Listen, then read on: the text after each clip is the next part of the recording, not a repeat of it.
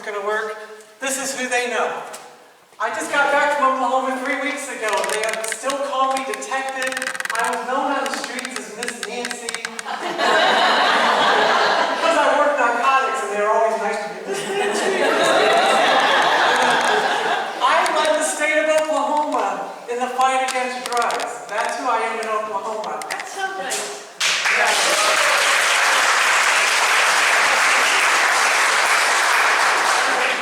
I worked 15 straight years on the street as a patrol officer. I worked by myself, so I'm sorry, Fatty, when you told me the other night, jump us a car, we'll take care of you. It's like, I worked by myself. I'm a town of 100,000 people.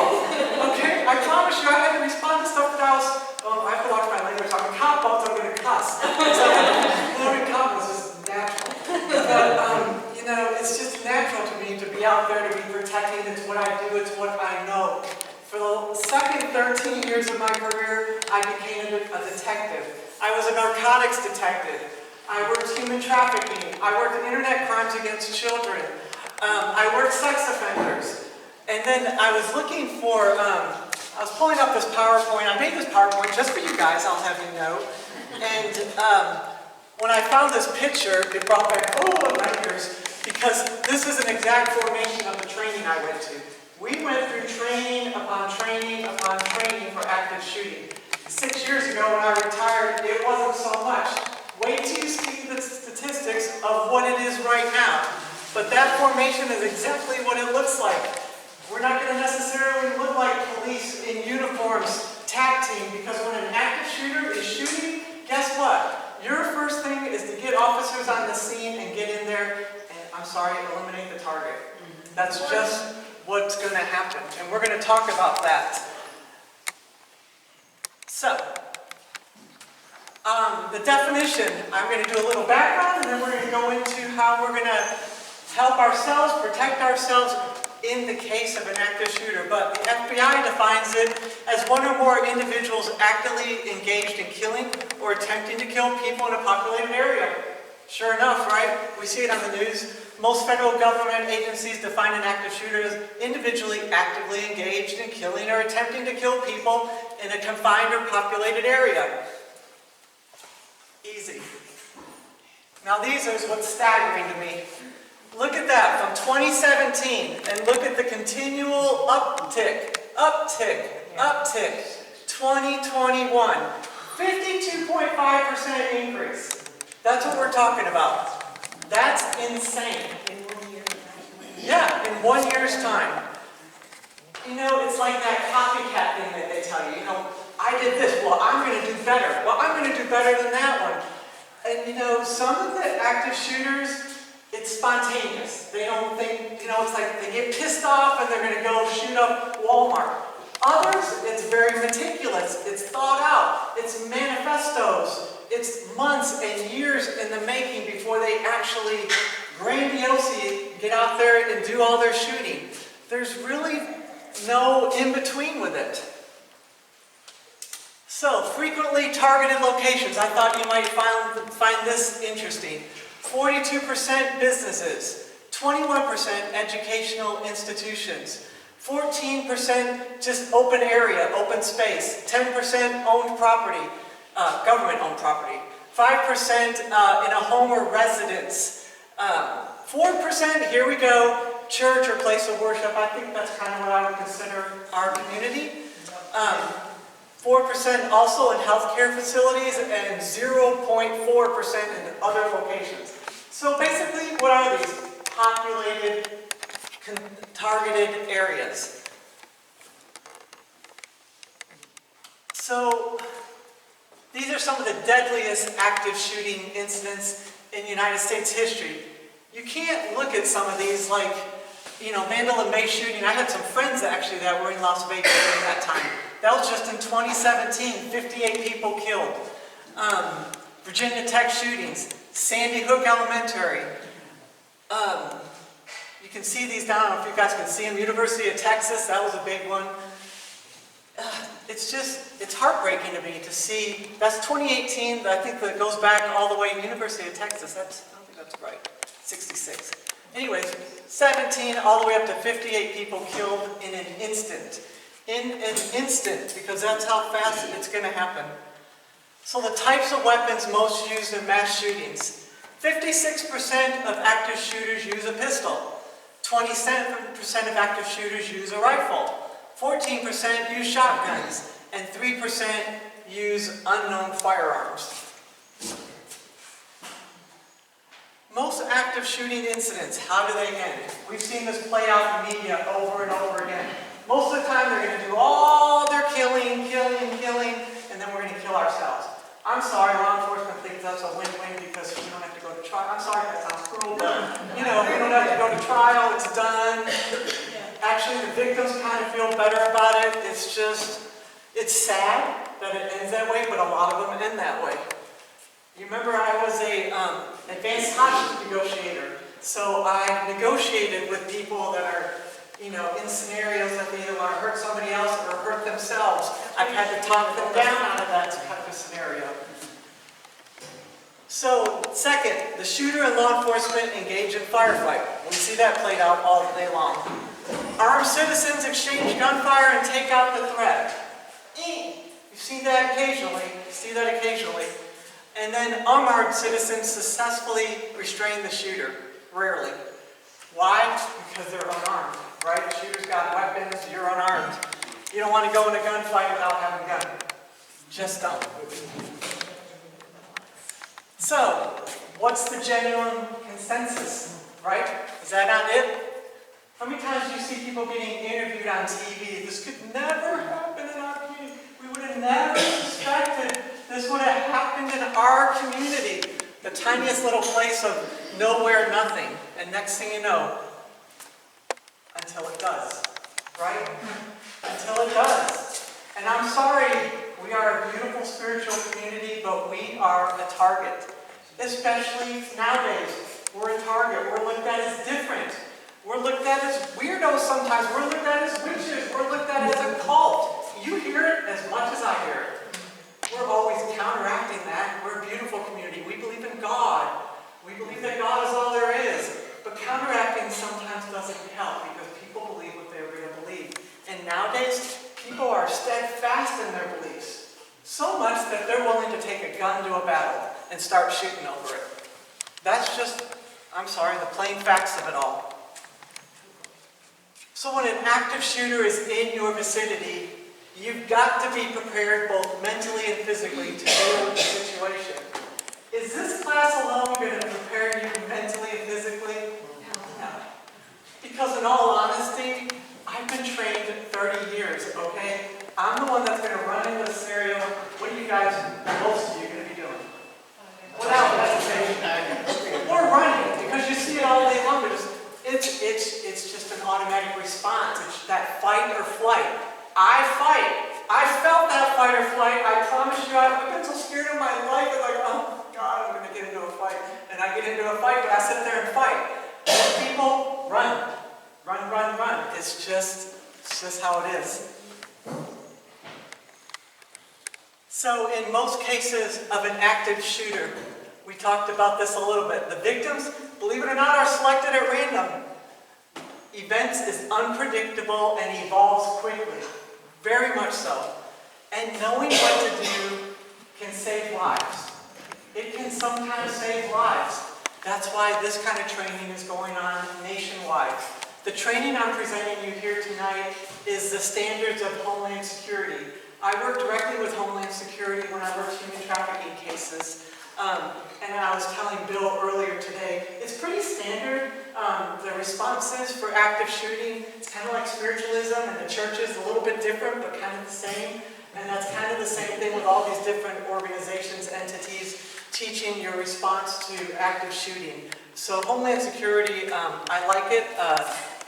Easy to understand and easy to present to you tonight. So, we're going to go over the 3 biggest things, and I actually, like a good instructor, I brought you some handouts that you'll be able to take with you. So the important thing we're going to remember, first, run or escape. Number 2, hide if escape is not possible. And last but not least, fight. Well, what do I mean by this? And what's that going to look like here in Lilydale? Because I've been thinking a lot about it when I've been putting this PowerPoint together. So, run. I saw a couple of business owners here. Have an escape route. I think if you have a guest house, I think you have a business, the Maplewood, I think you should post right up front where your exits are. I know we have the exits like there, but when you're in the state of mind and you're hearing gunshots, guess what? You're not looking for where are the red exit signs. You're not going to be looking for that. It's good to have it in their face in several locations, actual drawings of how to exit out of here. People are visual, and when they're in a panic, they'll see it. Leave your belongings behind, like, oh, let me get my purse, let me get this. No, drop everything. It'll either be there or won't be there. It's all replaceable. Evacuate whether or not others agree to follow you. Why? This is your life, okay? Your life. You can either be a follower or be a leader. If the first thing to do is run, you run. Either they're going to follow you or they're going to stay behind. You have to be concerned about yourself first. In this kind of scenario, with gunshots, how many rounds do you think go off in a second? Okay, so you got to think about yourself. Help others escape if possible. Yes. Do not attempt to move the wounded. Do not attempt to move the wounded. That's a hard thing to hear. It's a hard thing for me to train. They train us when we get there and we're in that formation going down with guns. We walk over bodies because our main purpose is to get to the target and eliminate the target. No matter that, our purpose is, oh, let me stop and give first aid. No, we have to eliminate the target because the more that gunshot is going off, guess what? The more people are getting killed. So it's a really hard thing to do to not move those wounded. But we're going to get help there. Prevent others from entering an area where the active shooter may be, because you're going to be like, don't go that way. I think he's that way. You're going to be wasting time when you could be running for safety. Keep your hands visible. Why? So you don't get shot. Yeah, I'm sorry. But in a scenario like this, okay, our adrenaline is up here. It's way up here, and anything looks like a target. Any kind of quick movement looks like a target. You've seen accidental shootings. You've seen it out there. And I promise you, I have been in that scenario in gunfights where I have been, I don't even know how to thought straight, because you just get that, you just get like that. So keep your hands visible. Make it easy so you don't have to think so hard. And call 911 when you are safe. That's first. So first, what do? Run. If we can run, we're going to run. Now, let me ask you this. Say we're hearing gunfire in Lilydale. What's interesting to me, because you guys are here, think about what the sound sounds like at Job Corps. Doesn't it feel like it's like in your backyard? But where is it at? Across the water, right? So imagine gunfire in the woods. Anywhere around here, it's going to ricochet, it's going to bounce. So where's that gunfire really coming from? It's going to be hard to really target it unless you're like right next door and know it's coming out of the healing temple. Whatever, we're here at the fire department. So you're going to have to keep that in mind because sound moves and it's very hard to detect. So the next thing, if you can't, say it is at the healing temple and you don't think you can exit out of this fire hall and run anywhere quick enough, you're going to have to hide. You're just going to have to hide. Hide in an area out of the shooter's view, hopefully. Lock the door. Block your entry to your hiding place.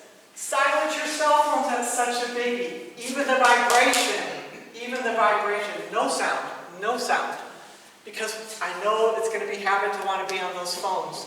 And place barricades in front of your door, security bars. Another thing I think business owners, hotels, should think about. Churches even also. What do you got to block that door after you shut that door? And if you go online right now, there's several things. I mean, you can even go old school and put a chair up in there, put a piece of wood up in there to block that door. Because any little barricade is better than just them coming in and kicking it. Because when they're shooting and their adrenaline is that high, you think it's going to take anything to knock a door down? They're going to go right through it like it's open. Hide. Where would you think you hide here? There's lots of little places you could hide. You know, in the kitchen. Bathrooms. Yeah, absolutely. Bathrooms, it's another protector, another door, another place. And I know you're not going to be thinking, well, where can I go hide? But just make yourself small. Make yourself hidden. Second thing, hide. Last but not least, and every time I think about this, the only thing I can think about to compare it to you two is Todd Beamer. Let's roll. Because when they were in that plane, and they knew damn well they weren't landing, they were going to die. Their thought, why not? Right? We're going to die, why not? Well, let's roll. So, my advice to you, what I would do, if he's in this room with me and I'm going to die, I'm going to charge him, I'm going to run him, I'm going to grab this if I have to swing. I'm not going to go out fighting, that's just me, I'm a fighter. I'm going to go out fighting. Your personal choice, you can lay there and not. Fight is the last resort though. Okay, it's your very last resort, you're cornered, they found you, it's the very last thing you're going to do. Attempt to decapitate the, not decapitate.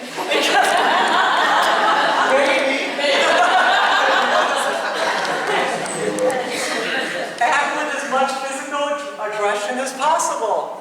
Yeah, absolutely. Absolutely.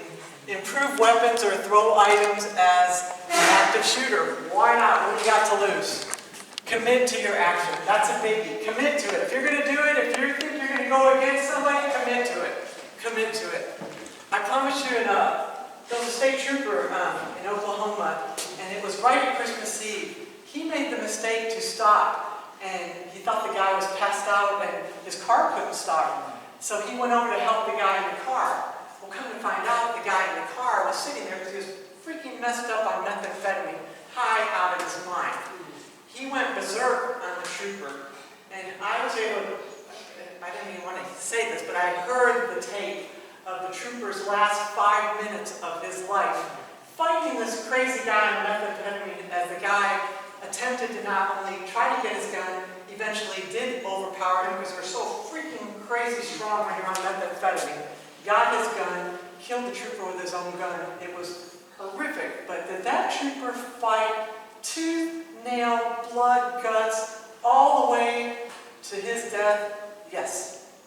And that's what I'm telling you to do. If you ever run into this scenario, fight with tooth and nail. What do you got to lose? Let's roll.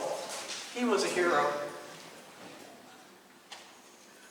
So the first officers to arrive on the scene will not stop and help the injured. I just told you that.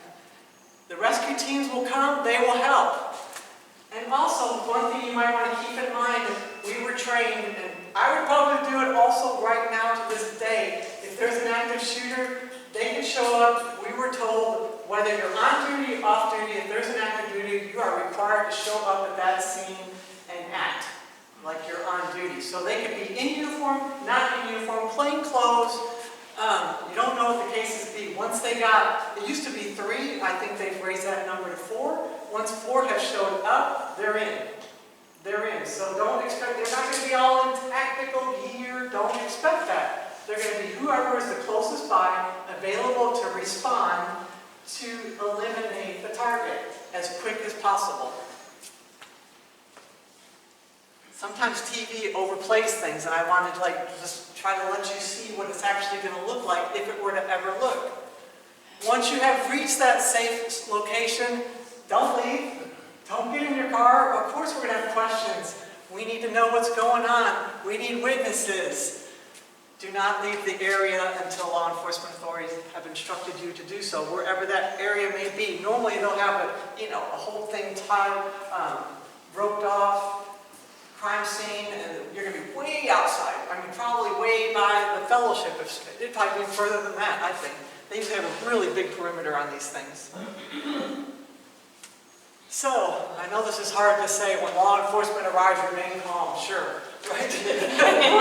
Yeah. Drop any items in your hands. We talked about that. Raise your hands. Spread your fingers. Make sure they can't see anything in your hands. Avoid quick movements. Avoid pointing, screaming, or yelling. when we're in a scenario that we've been in these gunfights, or everything is louder, everything is just, I can't describe it to you. It's way up here, way up here. I told you, I've been so afraid of my life, I don't even know how I'm acting. But it's afterwards, when I'm trying to write my police report, I'm like, I can't even write because you're coming down, because I didn't realize how high I was. And that's how they are. They're way up here. In all reality, you know, even as retired, they say that police are always chasing that, because with that up and down and up and down and up and down. Because when you're that afraid of your life so many times, it's just hard to find a balance to that when you retire and you're just living a regular life. And it's like, oh, where's the excitement?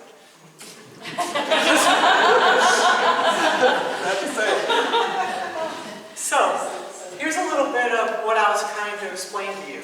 Additional ways that you could possibly prepare as business owners. Place evacuation routes in conspicuous locations. Okay, like I said, when you're walking in, it won't be a bad thing to show a location route. Place removable floor. This is important for you guys that have bigger places. Removable floor plans near the entrances and exits for emergency responders. Okay, if they come up to the Maplewood, they don't know how the Maplewood's set up. They need that plan there in place. Include number of, if you're a guest house, how many people you got staying there tonight? If you're a business, how many people you have working there tonight? Include that kind of information.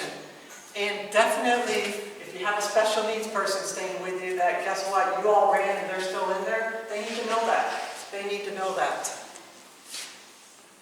Oh, and here's the big question that I've been thinking about, and Bill and you firemen are going to help me out. Oh, by the way, I put this here because I was giving Bill a hard time because I'm a volunteer for Copline, and I said I had to put a cop thing in here with the fire draggers, hose draggers as we call them.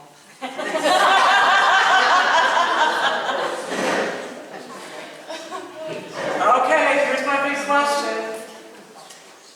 What is Lily Dale's emergency response system? 911. No. Skipper? Are you serious? That's our emergency response system?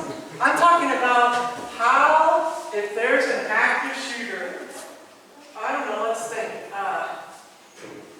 Nancy Lombardo. No. Okay, say at the Maplewood. If someone's shooting at the Maplewood, how are we going to quickly get that information to this community? Not 911. Signals from the siren. Once you hear the gunshot. No, I mean, Nancy? Yes? There used to be in the office, we had, the fire department, we had an emergency plan. There used to be one in the file, probably still here, but. so this is my thinking, that if we were to ever spend any kind of money, which I know we don't have money, but there you can buy text message systems that you send one text message and it goes to the entire community in 2 seconds. Boom. My second thought process. Really? You've never heard of those? Yeah, that's what we use on the police department. Oh, this place. So cute. My second thought process, possibly, your alarm system here. Can you not get it to sound differently? I don't believe we can. Oh, serious? The siren? Yes. I thought it has different tones. Different... The one we had growing up had different tones. Yeah. Oh, that's sad. Right. Because that would have been an alternative to possibly air a different tone in an emergency scenario. My only problem I have with that is that if it was the healing temple, the fire, it's very, very loud. And if you're trying to listen to where shots are fired, that's going to be in the way of people that are in this vicinity. Well, like I just mentioned, there's different tones on the equipment, but not on our major siren. Did you have something, Rob? Or, I'm sorry. If there was Karen. that text message Uh-huh. system, which I live places where they have that, who here would do that? You'd have to come from the Who office. would be the first person to? Well, once you're in that and they put all the numbers in it, anybody can send out a text, a mass text. Oh, okay, gotcha. And it's not that expensive. No. And almost everybody has cell phones. Right. 911's not going to help us. We need to notify our community. Where's the shooter at? When, if you're there, or there's a shooter, that's the first thing. You go through 911, how's that going to help us? Okay, they're going to come, but they're not a shooting? Are they shooting a gun? Are they killing deer? Is it fireworks this time of year? You know how many times we got calls from fireworks and they were fireworks, not guns? There's so many different scenarios, but to know that it's an active shooter, that's an important message to get to the community. It's something we really need to think about. It's a plan we really need to have in place. I know someone said, well, you got the residence page on Facebook. Okay, really? Are we going to go? Let's go on the residence page. There's an active shooter in Wilmington. No, that's not a good idea. Not everybody's on Facebook. So my question to you all is to go home and think about this, and let's come up with a solution, because we need this. Not even in just this scenario. Yes? Yes, at my school, I teach the Cleveland Institute, and we've had quite a few instances at the campus of shooters. And immediately on our like you said, we get a text message with a specific tone to alert us that something is going on. Yeah. Does it tell you where they are? Yes. You think you can it check says it? where it is, right on the campus, and if it's Yeah, in a yeah. specific area. All the schools it's are all using set it. up. Most of the schools are using it for sure. The Yeah. college campus is absolutely. Yes, Catherine. I'm not sure, but don't they get somewhere can bypass if you have your ringer on? Because we Yeah, yeah, absolutely. we have our phone off and it's Yeah. back. Yes, yeah, Like the yeah. Amber Alerts. Yes, it's exactly like the Amber Alerts, exactly. But that's something to think about. I was looking, there's several companies that operate. It's not very expensive in all honesty. It can host a lot of numbers, like some of them are minimum like 500 numbers. I don't think we have that many in this community. I'd be surprised if we have more than that. And Bill, if you could look into the sound, because in all honesty, that might be the easiest way. If you had a different way to tune, to alert, to send off a different code and educate our community that that's what that means. Someone's got to be here. Oh, you're kidding me. Oh, they activate it from here? Oh, I thought you guys activated it like, From Mayville or Mayville, here? I didn't know. Well, we're so old school, aren't we? Maybe. There it goes. Did you have something else, Karen? Well, with the text message, then no matter where you are, if you're working away, you know something's going Yeah, on. yes. It's really probably the best thing to be looking at, the best thing to be looking at. Yeah. DFT maybe? I'm sorry? DFT maybe? They're private servers that provide this. I mean, it's all going to go through your own, yeah, how do you have a suggestion? I was just curious, I know when I'm in Columbus at my sister's, I get the Amber Alerts for theirs, so my cell phone picks up the location. And that would apply to our visitors too. Yes, oh, good idea, you're right. Most of them would then get a text message, but it's like the Amber Alert. I don't know how they're originated. I don't know if 911, they can originate that. Yeah, I don't know if 911 does that until they've secured the perimeter and eliminated whatever's going on. They're not going to put it, because it would cause even more mass hysteria. It'd be worth asking how that can be done. Nancy, is there a system where we would know, like, I mean, now we're talking about the systems, is there a way that each like each building, like the Healing Temple, the Lily, different places, would there be like a procedure you could train us to know to lock down so nobody would get in? Is there something we could do like that? I don't mean, the doors, they're gonna keep those doors open. Well, that's why I said you need extra barricades. Yeah, Not only do you lock the door, you barricade the doors. okay, like with a chair. And you got all those windows at the Healing Temple. If someone really wants to get in, they're going to get in. You got all the windows everywhere. It's just an added extra protection, because sometimes when they're moving fast and maybe they're done, they're not going to take that extra effort. They're going to try the door and they're going to keep moving on. Yes, Steve. Do we ever invite the police around the facility? I mean, when I worked at our hospital, it was a yearly thing with fire departments and Actually, everyone. Me and Joanne Mansfield had that. We're in the workings of making that happen, and it just didn't come. We already had a Because if they guy. already know the Yeah. buildings, it's tremendous help. Yeah, I have a guy that I know and work with in the community, but we just didn't get that put together quick enough. But What about the outdoor places, like the Stone and Forest Temple? that's going to be the run first. you're not gonna have anywhere to hide. You gotta go to the other Trees, one. that's about it. Yeah.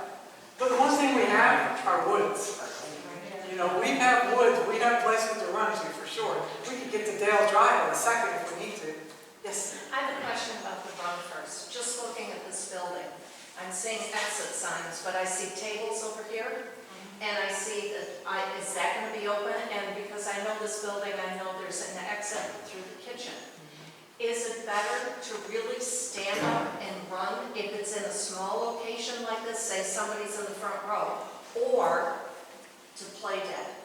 The running scenario is it all depends on where it's at. If you're Right. inside the building, no, you're not gonna run. If you're here and he's here, you're not running. Right. No, you're not running. So he Yeah, you're is- hiding. Yeah. But there's no place to hide here. And so do we just go flat and just play dead? Yeah, you're gonna have to use your instincts. You're just gonna have to use your instincts on that. It's like Bobby said, you got bathrooms here, you got back behind the kitchen, you have a whole garage here that with a nice door that will separate it. Yeah. And honestly, in a scenario like that, if it's shooting and you're in here, you're probably already at that phase 3 with let's roll. You're probably way past the hiding. You're probably out of luck that day. So, I thought this was a good thing. Now I know the office and Zach have radios, right? I don't even know what kind of radios they use. What do they use? Walkie-talkies? Wouldn't that be nice to have walkie-talkies? If we have no other way to communicate with each other, it might be nice to have a walkie-talkie in the Healing Temple, a walkie-talkie here, a walkie-talkie, or at least the main buildings can communicate. If something happens, then they can say, shooter! And we can start our 1, 2, or 3.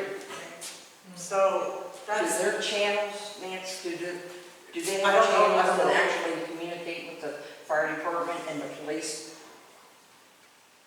Check with Keith on that. Channels on what? no, are you talking about, walkie-talkies. no, they're with, I don't see. No. I don't think your radios do. It Are goes they with just its walkie-talkies, maintenance Bill? and the office. They're just strictly Yeah, walkie-talkies. they're not channels. walkie-talkies. Well, they're on a trunk system, but still it's only from here to Mayville and then the other, Yeah, they're not gonna have anybody else that has a radio. I'm just talking about it might be a good way since we don't have anything in place, we don't have a text message. That might be an easy way to at least walkie-talkies in the main buildings. If something were to happen, we can walkie-talkie each other that it's going on, which would alert everybody. It would be that role. Floor plans, very, very important. Floor plans are important for law enforcement. Staff rosters, we talked about this. Emergency contact numbers for people. Keep first aid kits close by. Flashlights, because you never know. Flashlights is just always a good thing to have, especially in Lilydale, isn't it? Especially in Lilydale, it's a good thing to have. So, remember, you run, you hide. Let's roll. You're probably not going to be able to make that 911 call, but when you get to a safe area and you are able to call 911, don't try to look up the sheriff's department number. You just call 911. This is what 911's for. That's why it's only 3 numbers. What are they going to want to know? If you have a whereabouts of where the active shooter is, if you can possibly give them a number of shooters, if you can give them any kind of physical description. We're visual people, aren't we? We can see a lot in a few seconds. Number and type of weapons if you're familiar. Even if it's just like, is it a handgun or is it a long gun? That's important to know. Number of potential victims. So they know how, they're going to send everything and everybody if there's an active shooter. It's all coming. It's all coming from everywhere and every direction. But don't make this call until you're safe. Okay? Last thing you're going to do, you can run and call. You can run in and call. I can run and call. I think some of you I don't know. But keep that in mind. So, this is what's so important. Even though we're spiritualists, we're in a spiritual community, we're mediums, we're healers, you have to be a survivor too. You have to be, we're all humans, okay? We're humans. Things can happen to us. And if something bad is going to come into this community, I need you to get into survival mode. That's what I need you to do. And I need you to see that I'm here for you, okay? I might be retired, but I'm very active.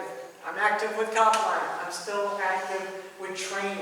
I'm going actually to Canada next month for the 181st Canadian Chief of Police Conference, the largest of its kind in Canada. So I'm staying very current on what's going on. And I said, you guys are going to be running, I'm still going to be here running into whatever's going on, because that's just me. It's in my blood, it's who I am.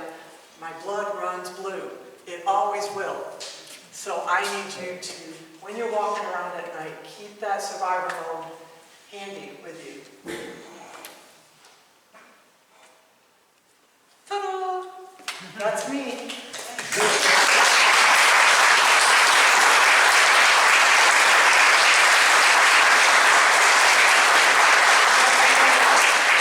Questions? Yes, ma'am. I just have a question. So like if you're having a lot of these people like we're here, we are now, and like say you're introducing, it's like I understand I'm having open mic night. Would it be feasible, or like if you're at the auditorium in the introduction, just to say, so everyone feels safe, there's exits here, here, Yes. here, and here. So then that way, like before the event occurs, It's a really nice they thing to know say. where the exits are? Yes. It's a very nice thing to say, a very good thing to say. Like I said, you can walk around and have them posted all day long. Are they going to pay attention? Probably not. What are they going to do if something happens in the auditorium? They're going to panic and they're going to run. Everywhere, that's why people get trampled on. That's why people get killed running out, because they're panicked. And I can't stop that panic. I just can't train you to stop that panic. It's going to happen. Jackie? Yes, now you're talking about, when something happens, and if somebody calls 911, that anybody and everybody is gonna show up, all of the law enforcement people, everybody. Do you have any, research or knowledge of how long or how many troops in this area actually show? Well, Because you're talking city. I am talking city. We don't know it. We're not city. Yeah, what, one Well, or I two? mean, but you know, in all reality, even the thing that happened in Texas, the response time, and then the fact that they sat there and waited for how many minutes? Oh, yeah, that was. It's hard to say, but I don't know how they're trained. I just know how I was trained and how it's supposed to be done. I'm just wondering. What the if response it's- time is going to be, because you got a huge county, Chaco County is freaking huge. I guarantee there's not a lot of people out here working as many as you think. So sometimes they're probably coming from 20 miles away. Yeah, oh yeah, that's just realistic. That's why you can't leave, you have to stay here.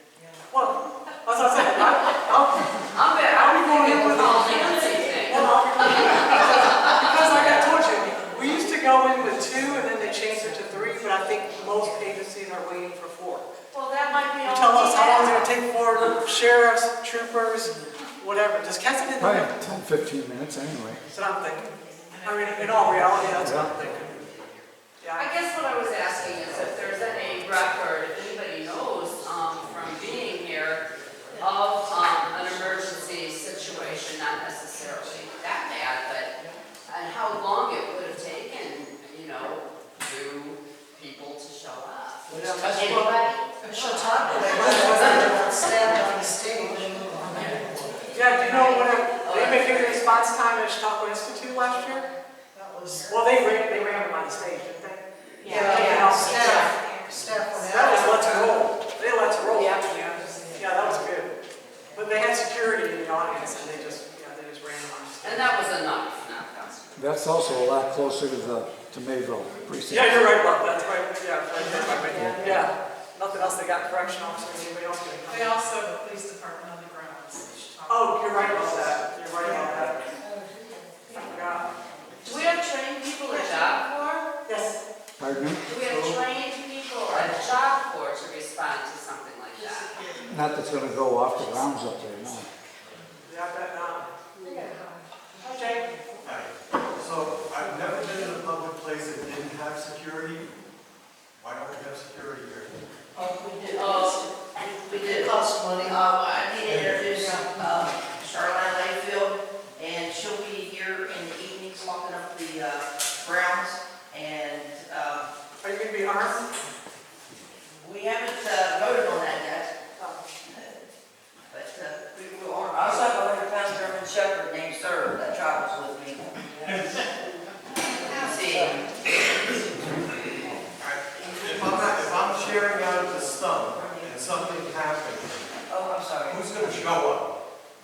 fast are they gonna get there? Should I be carrying a gun when I'm out of the stump? That's not what you're saying. You're not. That's totally up to you. Mr. Brown is not even change your feelings. State of New York just changed a lot. Diana is certified, neighborhood of the state security license. But you're only on for let us talk about where this is not here to put any fear into you. This is worst case scenario. Worst case scenario. Seriously. The chances, we just saw, what was it? 4%. 5%. So I'm not saying you have to be prepared. If you're going to be out at the stump, what did I just say? Run. Okay, you're at the stump, you can jump that fence and be right on Dale Drive and in the lake if you have to be. That's going to be the first thing you're going to do is run. Okay, you're not going to try to carry a gun, you're not going to try to do something you're not trained to do. Because it's just going to get you killed. So the first thing we talked about was you're going to run. The last thing you're going to do is try to fight these people and take them out on your own. It's going to be a battle you're not going to win, I promise you. Yes?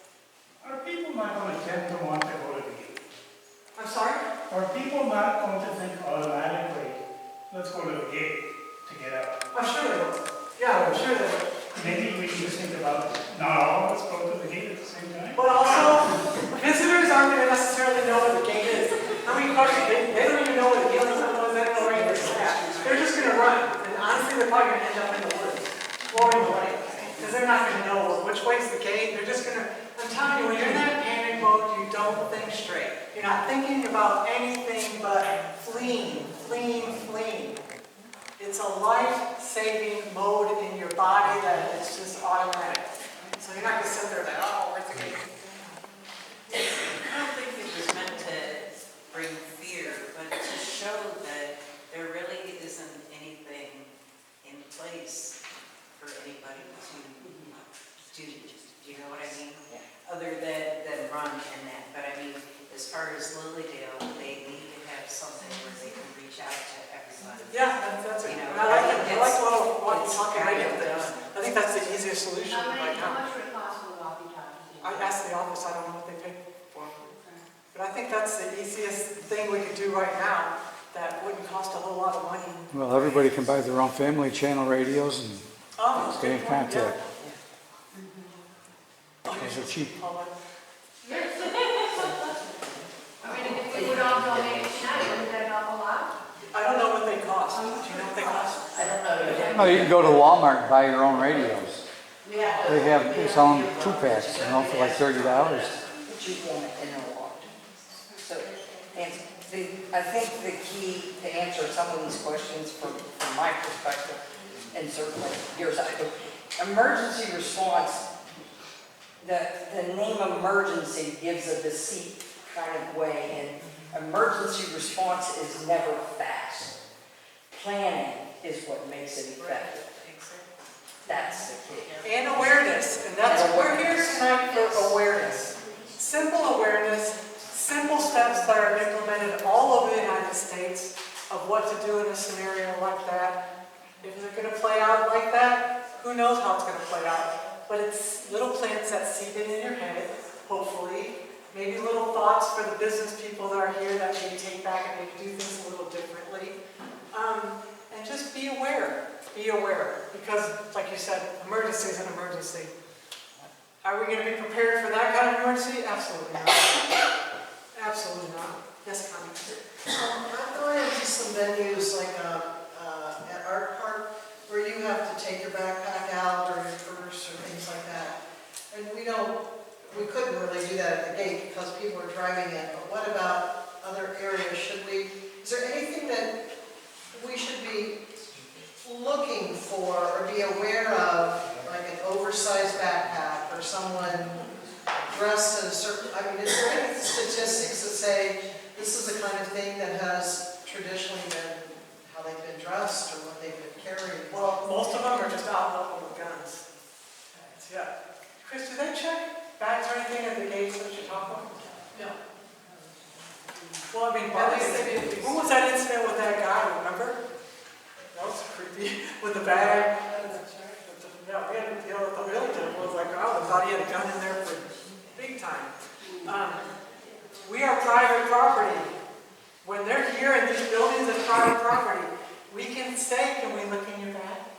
We can say, don't bring that bag, I don't want that humongous suitcase coming up at the Healing Temple when you're getting healed. You can say, can you please leave that back here? We don't want that out here. We're private property, we get to do that.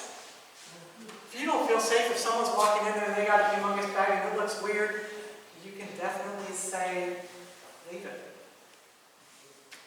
You can have them leave it before they're walking up and sitting at the stump. You can have them all put it in the back if they don't want to, okay? But we definitely have that choice. So think about that. Yes? So is it a natural response, like, let's say, compare a guest home, a guest house to like your own home. Let's say if your own, your natural instinct isn't to run out of your house. Your natural, is that correct? Yes. Your natural thing Yes. is to find a hiding place in your home. Yes, I would Same say thing. that would be a better scenario, absolutely. Yeah. And for a guest house, unless they're traveling around to different homes, is it advisable that you try to figure out to clump together, or everybody just kind of scatter? I think that's something each guest house should take into consideration and think about their own evacuation plan or what they would want to do not as an evacuation plan, where they would want people to gather, what they want to tell people to do. Because it's all individual. You're right. You know, it's like they said, these people want populated areas, okay? They want places like you said, Jake. They want like the stump. They want the Healing Temple. They want the auditorium. They want populated. They don't necessarily going to go around house to house to house to house. Maybe if the police get here, they want a place to hide, to escape. But other than that, no. And you're right. You're better off. We know our house is better than anybody. And these old houses got some good hiding holes. So yeah, we're going to find a hiding hole. Sure. At least probably. I just think it's something maybe the guest houses haven't taken into consideration, so something to think about. Definitely the Maplewood, something to think about. Hi, Mary. Don't do it now. I think you should keep your house doors locked even when you're inside. Oh gosh, I mean, I know there used to be a time when they said, you can walk around the building, we don't have to lock our house. Absolutely. Oh, absolutely lock your doors.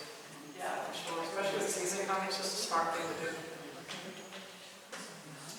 Well, I said an hour and we're close.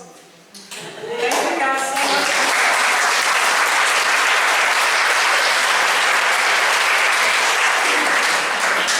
I do have these handouts if you guys